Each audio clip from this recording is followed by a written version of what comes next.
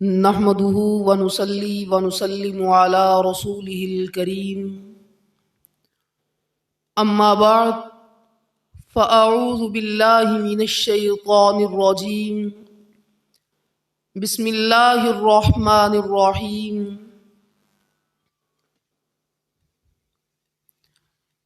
يا أيها الذين آمنوا اتقوا الله حق تقاته ولا تموتن الا وانتم مسلمون صدق الله العظيم وصدق رسوله النبي الكريم الامين ونحن على ذلك لمن الشاهدين والشاكرين والحمد لله رب العالمين ان اللہ وملائکتہ یصلون علی النبی یا ایھا الذین آمنوا صلوا علیہ وسلموا تسلیما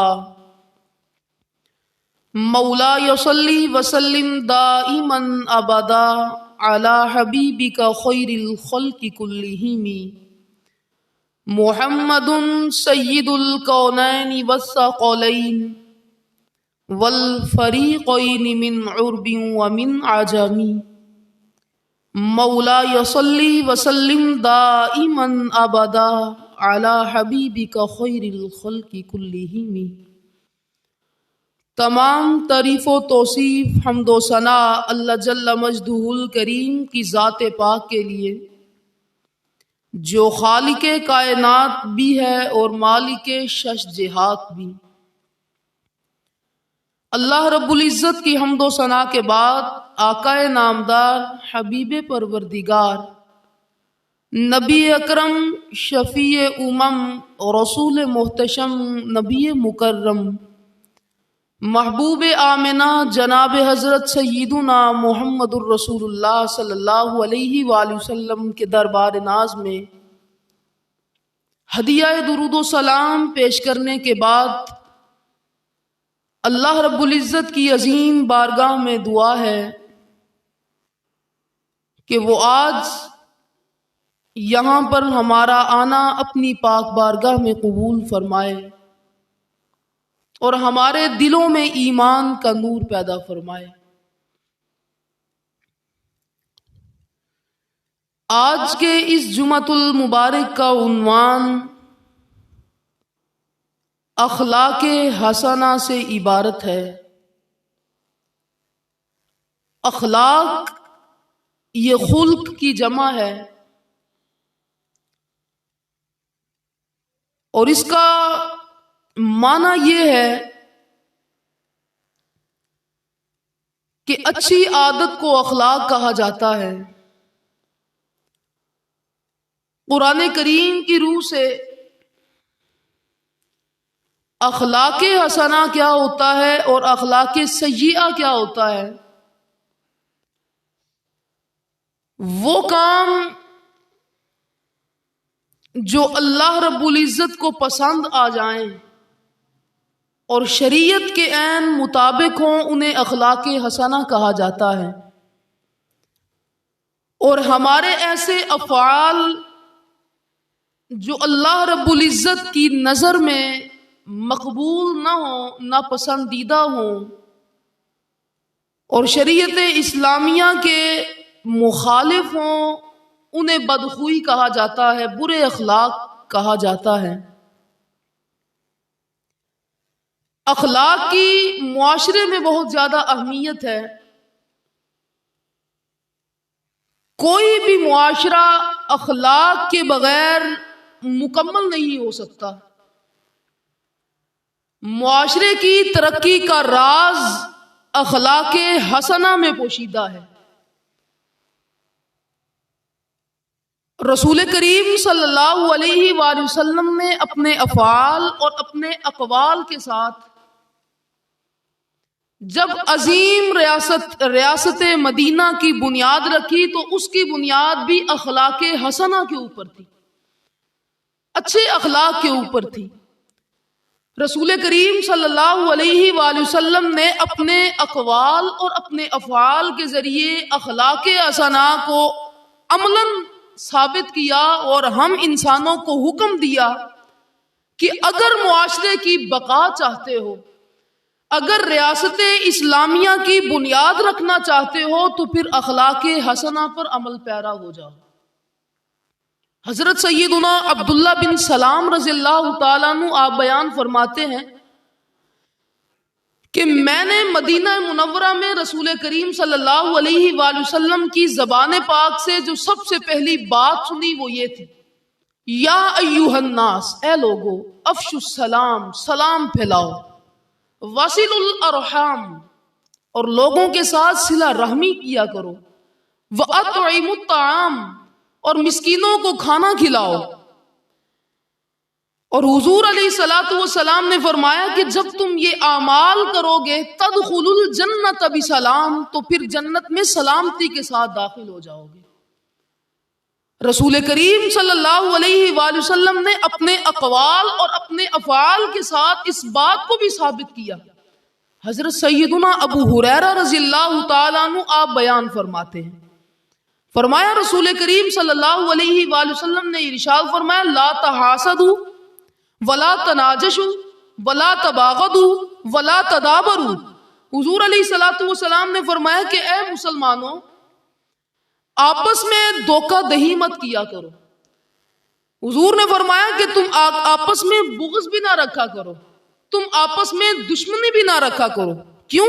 فرمایا المسلم اخو المسلم، مسلمان چونکہ مسلمان کا بھائی ہوا کرتا ہے، لا یظلمہ ولا یکذبہ، نہ وہ اس پر ظلم کرتا ہے، نہ اس کے بارے میں تکذیب کرتا ہے، نہ ولا یحقرہ، اور نہ ہی مسلمان کو حقیر جانتا ہے۔ مسلمان کا وصف یہ ہے کہ مسلمان آپس میں کبھی دشمن نہیں ہوتا ہے۔ حضور علیہ السلام نے فرمایا لا تناجشوا، فرمایا کہ تم آپس میں دھوکہ دہی بھی مت کیا کرو، ولا یبیع بعضکم علی بیع بعض، تم میں سے کوئی بھی مسلمان بھائی ایک دوسرے کی خرید پر خرید کی بولی بھی نہ لگایا کرے۔ یہ نہ ہو کہ ایک تمہارا مسلمان بھائی کسی شے کو خرید لے اور تمہارا خریدنے کا مقصد بھی نہ ہو اور اس پر بڑھ چڑھ کر بولی لگاؤ۔ حضور علیہ السلام نے فرمایا مومن کا یہ شیوا نہیں ہوا کرتا۔ پھر حضور علیہ السلام نے فرمایا التقوی ہا ہنا، التقوی ہا ہنا، التقوی ہا ہنا۔ حضور نے فرمایا تقوی کا تعلق دل کے ساتھ ہے۔ یشیر الی قلبہ ثلاث مرات، حضور علیہ السلام نے اس بات کو 3 مرتبہ اپنے دل مبارک کی طرف اشارہ کرتے ہوئے ارشاد فرمایا۔ حضور نے فرمایا کہ تمہارے ظاہری اقوال وہ اور چیز ہیں اور تمہارے دل کا تعلق کسی اور چیز کے ساتھ ہے۔ اس لیے حضور علیہ السلام نے فرمایا کہ اپنی زبان کو اپنے دل کے موافق کر لو، جو تم کہہ رہے ہو تمہارا دل بھی اس کی موافقت کرے، تو تب مومن بن جاتا ہے۔ جب انسان اس کی زبان کے الفاظ کچھ اور ہو اور اس کے دل کے اندر کچھ اور موجود ہو، فرمایا یہ مومن کا شیوا نہیں، یہ تو منافق کا شیوا ہے۔ اس لیے انسان رسول کریم صلی اللہ علیہ وآلہ وسلم نے اخلاق حسنہ کو بیان کیا، اور اخلاق حسنہ کوئی 1-2 نہیں ہے، اس کی فہرست بہت زیادہ ہے۔ حضرت سیدنا ابو بکر صدیق رضی اللہ تعالیٰ عنہ حضور علیہ السلام کے پاس بیٹھے ہوئے، حضور بیان فرما رہے ہیں، حضور نے فرمایا کہ ایمان کی 360 شاخیں ہیں، ایمان کے 360 درجات ہیں، 360 طبقات ہیں۔ حضور نے فرمایا ایمان کی 360 خصلتیں ہیں، جس میں ایک بھی خصلت پائی گئی وہ بندہ جنت میں ضرور داخل ہوگا۔ حضرت سیدنا ابو بکر صدیق رضی اللہ تعالیٰ عنہ قریب بیٹھے تھے، عرض کی یا رسول اللہ صلی اللہ علیہ وآلہ وسلم، ایمان کی ان 360 خصلتوں میں سے کیا کوئی مجھ میں بھی پائی جاتی ہے؟ میرے اور آپ کے لجپال کریم آقا محمد الرسول اللہ صلی اللہ علیہ وآلہ وسلم نے فرمایا اے ابو بکر صدیق کلھا فیکا، اے ابو بکر صدیق 360 کی 360 وہ تمہارے اندر موجود ہے۔ حضرت ابو بکر صدیق رضی اللہ تعالیٰ عنہ کی شان کو اس طرح سے بیان کیا۔ تو ایمان کی شاخیں مختلف ہیں، ایمان کی خصلتیں 360 ہیں۔ تو آج سے یہ پروگرام ہے کہ ہم اصلاحی موضوعات کے تحت ہر ایک خصلت کو یکے بعد دیگرے ہر جمعے کے خطبے میں بیان کریں۔ تو آج کا ہمارا جو موضوع ہے وہ تقوی کے اوپر متعلق ہے۔ کیونکہ ایمان کی ایک پہلی شاخ اس کا نام تقوی ہوا کرتا ہے۔ تقوی کا کیا معنی ہے؟ تقوی کا لغوی معنی ڈرنا، بچنا، خوف کرنا۔ اور قرآن کی روح سے تقوی کیا ہے؟ قرآن کی روح سے تقوی اس کو کہتے ہیں کہ انسان اللہ رب العزت کے احکام پر عمل کرے اور اللہ رب العزت کی منع کردہ چیزوں سے بچ جائے۔ جن چیزوں پر عمل کرنے کا میرے رب ذوالجلال نے ہمیں حکم دیا ہے، انسان ان کو کرنا شروع کر دے، انسان ان پر عمل پیرا ہو جائے۔ اور جن باتوں سے میرے رب کریم نے ہمیں روکا ہے، انسان ان سے بچ جائے، تقوی اسی کو کہا جاتا ہے۔ تو یہاں پر ایک بات یہ بھی کرنا ضروری سمجھوں گا کہ تقوی، ڈرنا، خوف کرنا، تو انسان جس سے خوف کرتا ہے پھر اس کے قریب تو نہیں جاتا۔ انسان جس سے خوف کرتا ہے اس سے محبت تو نہیں کرتا۔ مثال کے طور پر انسان سانپ، بچھو، چور سے ڈرتا ہے تو پھر اس سے محبت تو نہیں کرتا، بلکہ اس کو مار دیتا ہے۔ جہاں کہیں بھی پائے موذی چیزوں کو مار دینے کا حکم ہے۔ تو پھر انسان اللہ رب العزت سے بھی ڈرتا ہے، تو پھر یہ ڈرنا کس معنی میں ہے؟ علماء کرام نے اس بات کی وضاحت فرمایا اللہ رب العزت سے ڈرنا یہ اس معنی میں ہے کہ انسان چونکہ اللہ سے ڈرتا بھی ہے اور محبت بھی کرتا ہے، تو یہاں پر ڈرنے کا معنی یہ ہے کہ انسان اس بات سے ڈرے کہ کہیں میرا رب مجھ سے ناراض نہ ہو جائے۔ انسان اس بات سے ڈرے کہ میرا رب نے مجھے یہ حکم دیا ہے، اگر میں نے یہ کام نہ کیا تو میرا رب مجھ سے روٹھ جائے گا، مجھ سے ناراض ہو جائے گا، اس کی ناراضگی سے ڈرے۔ اس چیز کو تقوی کا نام دیا جاتا ہے۔ محبوب سے انسان ڈرتا ہے، انسان جس سے پیار کرتا ہے اس سے ڈرتا ہے۔ کیوں؟ کہیں ایسا نہ ہو جائے کہ میرے محبوب نے مجھے جس کام کا کہا اور میں اس کو پورا نہ کر سکوں۔ اسی طرح اللہ رب العزت سے ڈرنا ہے کہ انسان اللہ رب العزت سے محبت بھی کرتا ہے اور اس سے ڈرتا بھی ہے کہ کہیں ایسا نہ ہو جائے کہ مجھ سے کوئی کوتاہی ہو جائے۔ میرے رب نے مجھے فرمایا کہ نماز پڑھنی ہے، میرے رب نے مجھے فرمایا کہ روزہ رکھنا ہے، میرے رب نے یہ فرمایا کہ اخلاق حسنہ پر اوپر عمل پیرا ہونا ہے، تو میری زندگی میں ایسا کوئی لمحہ نہ آئے کہ کسی لمحے میں مجھ سے اللہ رب العزت کے احکام کی حکم عدولی ہو جائے جس کی وجہ سے میرا رب ناراض ہو جائے۔ انسان ساری عمر اس چیز سے ڈرتا رہے۔ جس انسان کے دل میں تقوی پیدا ہو جاتا ہے پھر اس کا مقدر صرف ایک چیز ہوتی ہے کہ اللہ رب العزت اس سے راضی ہو جاتا ہے۔ کہ تقوی یہ ہے کہ جہاں تمہارا رب تمہیں دیکھنا چاہتا ہے تم وہاں پر پائے جاؤ، اور جس جگہ تمہارا رب تمہیں دیکھنا نہیں چاہتا تم وہاں پر نظر بھی نہ ہو۔ تقوی اس چیز کا نام ہے۔ حضرت سیدنا کعب احبار رضی اللہ تعالیٰ عنہ سے سوال کیا گیا۔ حضرت کعب احبار یہ وہ ہیں جو پچھلی کتابوں کے بھی عالم ہیں، جو قرآن کریم کے بھی عالم ہیں۔ ان سے کسی نے دریافت کیا کہ حضرت سیدنا کعب احبار رضی اللہ تعالیٰ عنہ آپ بتلائیے کہ تقوی کیا ہوا کرتا ہے۔ تو آپ نے فرمایا کہ تم کبھی ایسی وادی سے گزرے ہو جہاں پر ہر طرف کانٹے موجود ہوں؟ کہا جی ہاں، کئی دفعہ گزر ہوا میرا۔ تو آپ نے فرمایا کہ پھر تم ایسی وادی سے کیسے گزرتے ہو؟ تو اس پوچھنے والے نے کہا کہ جب میں کسی کانٹے دار وادی سے گزرتا ہوں تو اپنے دامن کو سمیٹ لیتا ہوں کہ کہیں ایسا نہ ہو جائے کہ میرا لباس، میرا جسم کسی کانٹے سے الجھ پڑے اور وہ اس کو زخمی کر دے، میرا جو کپڑا ہے وہ تار تار ہو جائے۔ تو آپ نے فرمایا کہ تقوی بھی یہ ہے کہ انسان دنیا میں یوں رہے کہ ہر طرح کے گناہ سے بچ جائے، کہیں ایسا نہ ہو کہ اس گناہ سے میرا لباس تار تار نہ ہو جائے، میرا جسم کہیں اس کی وجہ سے چھلنی نہ ہو جائے۔ تقوی یہ ہے کہ انسان اپنا قدم دنیا میں ہر قدم پھونک کر رکھے، تقوی اسی کو کہا جاتا ہے۔ جیسے دنیا میں یوں رہو جیسے کشتی پانی میں رہتی ہے، کہ انسان جب کشتی میں ہوتا ہے، کشتی پانی کے اوپر چلتی ہے، جب تک وہ پانی کے اوپر موجود ہے تو وہ تیرتی ہے، وہ خود بھی محفوظ ہے، اپنے سواروں کو بھی اپنی حفاظت کے ساتھ منزل مقصود تک پہنچا دیتی ہے۔ لیکن جیسے ہی پانی کشتی کے اندر آنے لگتا ہے تو پھر وہ خود بھی خراب ہوتی ہے اور اپنے اندر والوں کو بھی ڈبو دیتی ہے۔ فرمایا تم دنیا میں یوں رہو کہ دنیا تم میں نہ رہے، تم دنیا میں تو رہو لیکن دنیا تمہارے اندر آنے نہ دے۔ اسی چیز کا نام تقوی ہے۔ حضور علیہ الصلوۃ والسلام نے فرمایا من نظر الی الدنیا نظر الحب اخرج اللہ من قلبہ نور الیقین والزہد۔ حضور علیہ الصلوۃ والسلام نے فرمایا کہ جس نے دنیا کی طرف محبت کی نگاہ سے دیکھا، اللہ رب العزت اس کے دل سے پھر یقین اور زہد کے نور کو نکال لے گا۔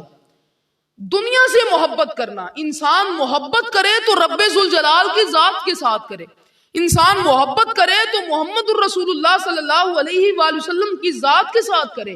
اسی لیے فرمایا کہ دنیا میں یوں رہو جیسے کشتی پانی کے اندر رہتی ہے۔ حضرت سیدنا علی المرتضیٰ رضی اللہ تعالیٰ عنہ آپ سے سوال کیا گیا، فرمایا کہ تقوی کس چیز کا نام ہے، اللہ رب العزت سے ڈرنا کس چیز کا نام ہے؟ تو آپ نے 4 چیزوں کو بیان کیا۔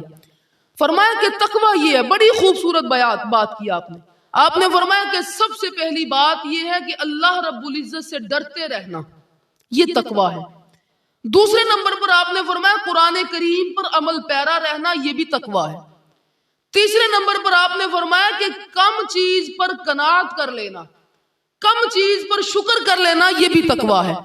اور چوتھے نمبر پر آپ نے فرمایا کہ آخرت کی تیاری کرنا، یہ بھی تقوی ہے۔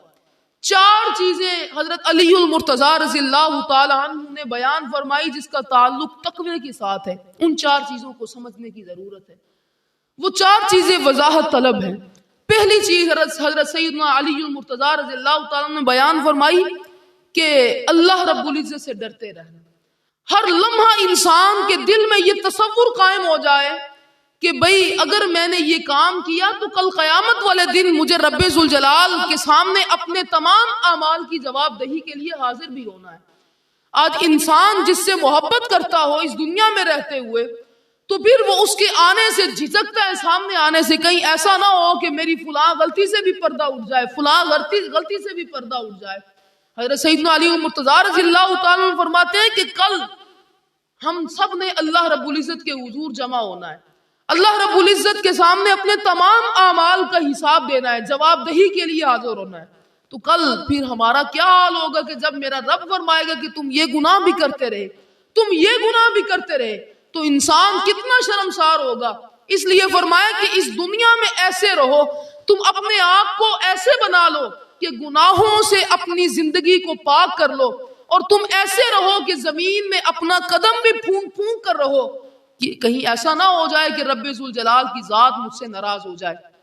اور دوسرے نمبر پر فرمایا کہ قرآن کریم پر عمل پیرا رہو، قرآن کریم کو اپنی الماریوں کی زینت نہ بناؤ، ہر لمحہ اللہ رب العزت کے قرآن پر عمل کرو۔ کیوں؟ کیونکہ یہ ہماری رہنمائی کرنے والی کتاب ہے، یہ وہ کتاب ہے جس کو اللہ رب العزت نے فرمایا کہ اگر میں اس کو پہاڑوں پر نازل کرتا تو وہ اس کے رعب اور دبدبے سے وہ ریزہ ریزہ ہو جاتے۔ اس کتاب کو، اس قرآن کریم کو اللہ رب العزت نے اپنے سب سے بڑھ کر محبوب پیغمبر محمد الرسول اللہ صلی اللہ علیہ وآلہ وسلم کے قلب اطہر پر نازل کیا۔ فرمایا کہ یہ رہنمائی کرنے والی کتاب ہے، اگر تم قرآن کریم پر عمل کرنا شروع کر دو گے، قرآن کریم کو پڑھنا شروع کر دو گے، اس کی تلاوت کرنا شروع کر دو گے، فرمایا کہ پھر تمہاری زندگی بھی سنور جائے گی، تمہاری آخرت بھی سنور جائے گی۔ کیوں؟ کیونکہ کوئی بھی ایسی چیز نہیں، اللہ فرماتا ہے، جو میں نے اس قرآن کریم میں بیان نہیں کی۔ اگر تم چاہتے ہو کہ تمہاری اولاد کی تربیت اچھے انداز کے ساتھ ہو جائے تو تمہیں کسی اور کے پاس جانے کی ضرورت نہیں، تم میرے قرآن سے پوچھو، قرآن تمہیں اس کا جواب دے گا کہ تمہارے بچوں کی تربیت کا انداز کیسا ہونا چاہیے۔ اگر تم چاہتے ہو کہ ہم اپنا مستقبل کیسے سنواریں، اپنی زندگی کو بہتر کیسے بنائیں، تو فرمایا کہ کسی اور سے پوچھنے کی ضرورت نہیں، ہر چیز کا جواب وہ اسی قرآن کریم میں موجود ہے۔ اسی طرح فرمایا اگر تمہیں کسی طرح کی کوئی بیماری ہے، بیماری چاہے جسمانی ہو یا روحانی، بیماری کا تعلق کسی چیز کے ساتھ بھی ہو، تو فرمایا کہ کسی اور کے پاس جانے کی ضرورت نہیں۔ کیوں؟ وَشِفَاءٌ لِمَا فِي الصُّدُورِ، فرمایا کہ دلوں کی ہر شے کی شفا اللہ رب العزت نے اس قرآن کریم میں رکھ دی ہے، تو تمہیں کسی اور کے پاس جانے کی ضرورت نہیں، ہر شے اس قرآن کریم میں موجود ہے۔ جب تمہاری رہنما یہ قرآن کریم بن جائے گی تو پھر معاشرہ کی بہتری یہ تمہارا مقدر بن جائے گا۔ اور تیسرے نمبر پر حضرت سیدنا علی المرتضیٰ رضی اللہ تعالیٰ نے فرمایا کہ تقوی یہ ہے کم چیز پر قناعت کر لینا، کم چیز پر شکر ادا کرنا۔ وہ کیا ہے؟ انسان جب کم چیز پر قناعت کرنا شروع کر دیتا ہے تو پھر اس کو اطمینان کی دولت نصیب ہو جاتی ہے، انسان کا دل مطمئن ہو جاتا ہے۔ انسان کا دل بے قرار کیوں رہتا ہے؟ جب انسان اپنی زندگی میں کسی گول کو مقرر کر لیتا ہے، جب اپنی زندگی کو مقرر کر لیتا ہے بھئی میں نے اس مقام تک پہنچنا ہے، پھر اس مقام تک، ہر مقام کے آنے کا ایک وقت ہے، کہا جاتا ہے کہ ہر شے کے آنے کا ایک وقت ہے۔ تو انسان جب یہ کہتا ہے کہ بھئی میں نے اس چیز کو حاصل کرنا ہے، تو پھر یہ اس کا حصول اس کو بے قرار کر دیتا ہے، اس کو بے چین کر دیتا ہے، وہ کہتا ہے یہ چیز جلد سے جلد مجھے مل جائے۔ فرمایا کہ نہیں، ہر شے کے ملنے کا ایک وقت مقرر ہے، تمہیں اس وقت تک صبر کرنا ہوگا۔ اسی لیے فرمایا کہ کم چیز پر قناعت کرنا، اس کا تعلق بھی تقوی کے ساتھ ہے۔ کم چیز پر قناعت کرنا، جس طرح کہ اگر کسی کے پاس موٹر سائیکل ہے، اگر کسی کے پاس کار ہے، تو انسان کو اسی کے اوپر قناعت کرنا چاہیے، اللہ رب العزت کا شکر ادا کرنا چاہیے کہ رب ذوالجلال تو نے مجھے اس عظیم نعمت سے نوازا ہے۔ زائد اگر مل جائے تو پھر اس پر شکر ادا کرے، لیکن اس کی تمنا کرنا اور اس کے حصول میں جلدی کرنا یہ انسان کے لیے بے قراری کا باعث بن جاتا ہے۔ اسی لیے فرمایا کہ کم چیز پر قناعت کرنا یہ بھی تقوی کی بنیاد ہے، تقوی کی اصل ہے۔ ایک صحابی رسول حضرت سیدنا عبد الرحمن بن عوف رضی اللہ تعالیٰ عنہ، آپ جب مدینہ منورہ میں آئے تو آپ کی حالت کچھ اچھی نہیں تھی، غریب تھے، لیکن اللہ رب العزت نے آپ کو حضور علیہ الصلوۃ والسلام کے توسل اتنا نوازا کہ آپ بڑے مالدار بن گئے۔ کسی نے آپ سے پوچھا کہ سیدنا عبد الرحمن بن عوف، آپ اتنے مالدار شخص ہیں تو اس کی وجہ کیا ہے؟ آپ کو اتنی جلدی یہ دولت کیسے میسر آئی؟ تو آپ نے فرمایا کہ میں کم چیزوں پر بھی قناعت کر لیتا تھا، جس چیز کو اللہ رب العزت نے میری قسمت میں کر لیا ہے میں اس پر قناعت کر لیتا کہ یا رب کریم تیرا شکر ہے تو نے مجھے یہ دولت عطا فرمائی۔ اور اگر میں زیادہ چیز کو چاہتا، آج ہر دنیا، ہر شخص اس بات کی تسلسل میں اس چیز کے پیچھے لگا ہوا ہے، یہ بھی مجھے مل جائے، اس چیز کا بھی کو میں حاصل کر لوں، تو یہ چیز انسان کے لیے بے قراری کا باعث بنتی ہے۔ کم چیز پر قناعت کرنا اور اللہ رب العزت کا شکر ادا کرنا یہ تقوی کی بنیاد ہے۔ اور چوتھے نمبر پر حضرت سیدنا علی المرتضیٰ رضی اللہ تعالیٰ عنہ نے فرمایا کہ آخرت کی تیاری کرنا یہ بھی تقوی کی بنیاد ہے۔ انسان آخرت کی تیاری میں مشغول ہو جائے، انسان اس بات کو لازمی بنائے کہ کل ایک دن ایسا بھی آنے والا ہے جب میں نے اپنے رب کریم کے سامنے حاضر ہونا ہے۔ تو انسان جس طرح اپنے مستقبل کو بہتر کرنے کے لیے ماضی میں اس کی کوشش کرتا ہے، کہتا ہے کہ میں نے اس مقام کو حاصل کرنا ہے، پھر اس کے لیے مختلف کوششیں کرنی پڑتی ہے۔ تو جب انسان اس بات کا تعین کر لے کہ میری آخرت، میری منزل وہ صرف یہ چیز ہے کہ مجھے اللہ رب العزت کی رضا نصیب ہو جائے، مجھے اللہ رب العزت کا قرب نصیب ہو جائے، مجھے حضور علیہ الصلوۃ والسلام کا قرب اور ان کی رضا نصیب ہو جائے، تو پھر انسان اس کے لیے کوشش کرنا شروع کرتا ہے۔ اس کی کوشش کیا ہے؟ انسان اپنی زبان کو پاک کر لیتا ہے، انسان اپنے دل کو پاک کر لیتا ہے، انسان اخلاق حسنہ کے اوپر چلنا شروع کر دیتا ہے، اور اس کا مقصد صرف ایک ہوتا ہے کہ کل قیامت کا جب دن ہوگا تو میرا رب جب مجھ سے سوال کرے گا تو ایسا لمحہ نہ آئے کہ میں اپنے رب اور اپنے مصطفیٰ کے سامنے شرمسار ہو جاؤں، میں اپنی زندگی اس انداز کے ساتھ جیوں، اس انداز کے ساتھ بہتر بناؤں کہ اللہ رب العزت اپنے فضل اور کرم کے ساتھ مجھے کل جنت کا مسافر بنا دے۔ تو آخرت کی تیاری کرنا یہ بھی تقوی کی بنیاد ہے۔ حضرت سیدنا مجدد الفسانی رحمت اللہ علیہ، آپ سے پوچھا گیا کہ تقوی کیا چیز ہے؟ آپ نے فرمایا کہ تقوی دو چیزیں ہیں۔ پہلی چیز یہ کہ جس کام کا تمہیں رب نے حکم دیا اس کے اوپر عمل کرنا شروع کر دو، اور دوسری چیز یہ ہے کہ جس کام سے اللہ رب العزت نے تمہیں رکنے کے لیے کہا ہے ان چیزوں سے رک جاؤ۔ قرآن پورا بھرا پڑا ہے، حدیث رسول اس بات کی گواہی دے رہی۔ کئی چیزیں ایسی ہیں کہ قرآن ہمیں پکار کر کہتا ہے کہ ان کاموں سے رک جاؤ، لیکن ہم علم بغاوت بلند کیے ہوئے ہیں، ہم کہتے ہیں کہ نہیں، ہم نفسانی خواہشات کی پیروی کریں گے، ہم تو وہ کریں گے جو ہمارا دل چاہے گا۔ یہ بات اللہ رب العزت کی مرضی کے خلاف ہے۔ ہم قرآن کریم کو اپنا مرجع و ماوا بنا لیں، ہم قرآن کریم کو اپنا رہنما تسلیم کر لیں اور ان باتوں کے اوپر عمل کرنا شروع کر دیں جس کا میرے رب نے حکم دیا ہے، اور ان باتوں سے رک جائیں جن سے رکنے کا میرے رب نے ہمیں حکم دیا ہے، تو پھر انسان کا مقدر وہ سوائے جنت کو اللہ رب العزت کے رضا کے اور کچھ بھی نہیں ہوگا۔ آج ہمیں ان چیزوں کی سمجھنے کی ضرورت ہے۔ کیوں؟ کیونکہ حضور علیہ الصلوۃ والسلام کہ ایک صحابی ہیں سیدنا نواس بن سمان رضی اللہ تعالی، ترمذی شریف میں یہ حدیث پاک موجود ہے. حضرت سیدنا نواس بن سمان رضی اللہ تعالیٰ نے حضور علیہ الصلوۃ والسلام کے پاس گئے اور جا کر سوال کیا، یا رسول اللہ صلی اللہ علیہ وسلم نیکی کیا ہے اور برائی کیا ہے؟ حضور علیہ الصلوۃ والسلام نے کیا فرمایا؟ انسان تو سمجھتے ہیں نا کہ نیکی پتہ نہیں کیا کوئی بڑی چیز ہے. حضور علیہ الصلوۃ والسلام نے فرمایا البر حسن الخلق، فرمایا کہ نیکی وہ تو حسن اخلاق کا نام ہے. انسان حسن اخلاق کے اوپر عمل پیرا ہو جائے تو وہ شخص نیکی کر رہا ہے. عرض کی یا رسول اللہ گناہ کیا ہے؟ حضور نے دو باتوں کی وضاحت فرمائی. حضور نے فرمایا کہ والاسم ما حاک فی صدرک وکرہت ان یطلع علیہ الناس. حضور نے فرمایا گناہ یہ ہے کہ جو تمہارے سینے میں کھٹکے، جب تم گناہ کرو، جب تم کوئی گناہ والا کام کرنے لگو تو پھر چاہے 7 دروازے 7 مقفل دروازوں میں چھپ کر تم گناہ کرو تو کوئی اور تمہیں دیکھے نہ دیکھے، یہ جو دل کا مفتی ہے وہ دیکھ کر تمہیں ضرور کہتا ہے کہ بھئی یہ تم گناہ کر رہے ہو، یہ تم غلط کر رہے ہو. فرمایا کہ گناہ یہ ہے کہ سب سے پہلی بات اس کی نشانی یہ ہے کہ جب تم کرو تو تمہارا دل اس کی گواہی دے، تمہارا دل کھٹک جائے. اور دوسری نشانی آپ نے فرمایا وَكَرِهْتَ أَن يَطَّلِعَ عَلَيْهِ النَّاسِ. فرمایا کہ گناہ یہ ہے کہ تم اس بات کو مکروہ سمجھو، اس بات کو ناپسند سمجھو کہ اگر یہ میرا عمل میرے کسی عزیز تک پہنچے گا تو وہ اس کو لازمی طور پر ناپسندیدہ خیال کرے گا. گناہ یہ ہے کہ انسان جب عمل کرتا ہے، آج یہ بھی ماحول ہے کہ انسان رب سے کم اور لوگوں سے زیادہ ڈرتا ہے. لوگ کہتے ہیں کہ بھئی میرا یہ عمل اگر کسی کو پتا چل گیا تو وہ مجھے کیا کہے گا، بھئی یہ تو ایسا بندہ ہے. جبکہ انسان جب گناہ کرتا ہے تو سب سے پہلے اس بات کا اعتقاد رکھے، کوئی اور دیکھے نہ دیکھے، میرا رب ذوالجلال میرے ہر عمل سے واقف ہے. تو فرمایا کہ نیکی یہ ہے کہ انسان حسن اخلاق کو اپنا لے. کیوں؟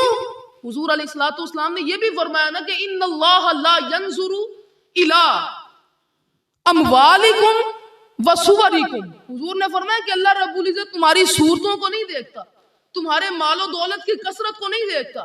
اللہ یہ نہیں دیکھتا کہ تمہارا لباس کیسا ہے، اللہ یہ نہیں دیکھتا کہ تم حسین کتنے ہو، تمہارے پاس مال و دولت کے انبار کتنے لگے ہوئے، اللہ یہ نہیں دیکھتا. اللہ کیا دیکھتا ہے؟ حضور نے فرمایا وَلَٰكِن يَنظُرُ إِلَىٰ قُلُوبِكُمْ وَأَعْمَالِكُمْ. اللہ تمہارے دلوں کو دیکھتا ہے اور تمہارے اعمالوں کو دیکھتا ہے. کیوں؟ کیونکہ تقوی کا تعلق دل کے ساتھ ہے. تقوی ایک دلی چیز کا نام ہے.